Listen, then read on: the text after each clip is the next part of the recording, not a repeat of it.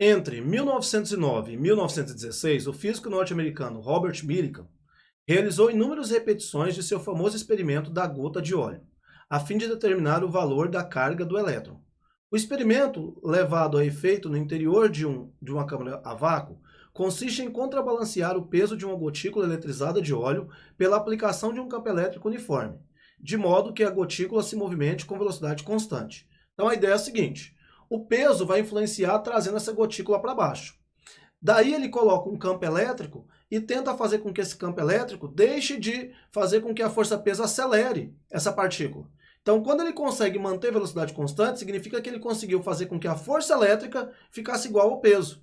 Então, essa é a ideia do exercício. Fazer com que, no cálculo, a gente tenha para baixo o peso atuando e para cima a força elétrica, de modo que exista um equilíbrio, por isso ele vai manter velocidade constante, tá bom?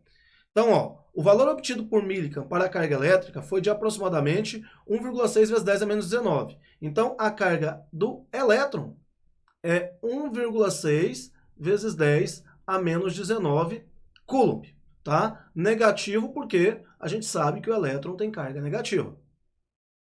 Suponha que numa repetição desse experimento, uma determinada gotícula de óleo tem um excesso de 5 elétrons. Quer dizer, então, que a carga dessa gotícula vai ser 5 vezes E.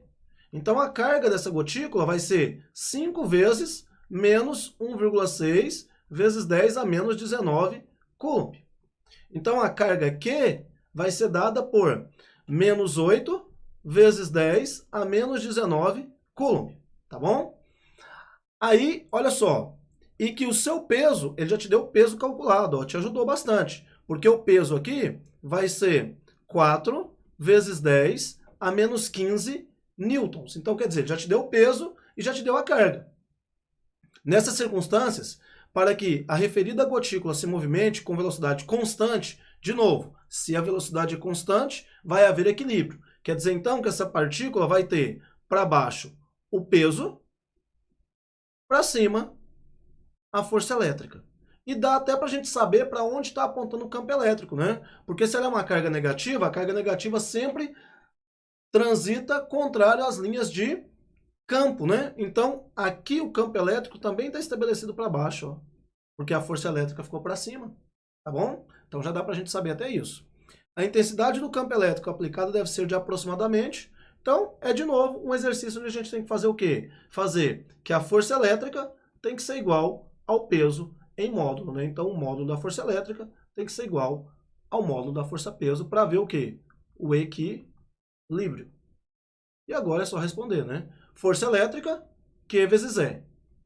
E o peso, a gente vai jogar como o valor já informado, né? Não precisa nem pôr M vezes G. É só fazer 4 vezes 10 a menos 15. Então, aqui, o valor do campo elétrico vai ser... Essa carga pode ser colocada em módulo porque a gente já estabeleceu o campo elétrico para baixo aqui, ó, no desenho. Então, a gente pode só estabelecer o módulo dele, que seria 4 vezes 10 a menos 15, dividido pela carga, que seria quanto? 8 vezes 10 a menos 19. Então, o E meu vai ser o 4 com 8 vai dar meio, 0,5 vezes. Aí o 10 a menos 19 vai subir como 10 a 19. Então, vai ficar 10 elevado à quarta. Então, o meu E vai ser quanto? 5 vezes 10 elevado ao cubo volts por metro. E aí a gente fica com a alternativa correta, sendo a alternativa C para essa questão. Tá bom? Valeu!